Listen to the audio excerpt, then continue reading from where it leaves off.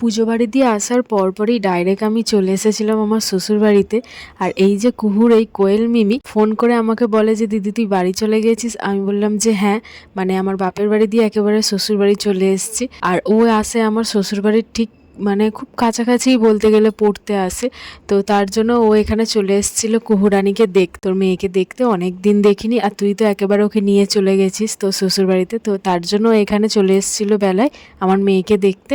আর কথাতেই আছে মায়ের থেকে মাসির দরদ বেশি। তো কুহুর মিমি এখানে এসছে আর আমি খাটাবো না তা কখনো হয় না। আমি বললাম যে আমি ওকে চান করাবো, তো তুই এখন ওকে ধর। তো ওকে দিয়েছিলাম ধরতে, আর আমি এখানে ওকে চান করাছিলাম, কারণ একা একা কুহুকে স্নান করানোই যায় না। আর এই যে আর কুহুর মিমিকে এখানে দেওয়া হয়েছিল বাদাম বিস্কুট খেতে। আর ওর বিস্কুট খাওয়ার আগেই আমার মেয়ে দেখো এখানে বিস্কুট নিয়ে কি করছে, ও বিস্কুটটাকে ভালো করে দেখছে যে এটা কি জিনিস। তো ওই আগে যেন খেতে আরম্ভ করে দেবে, তো বিছানায় এরম ভাবে ছড়াচ্ছিল।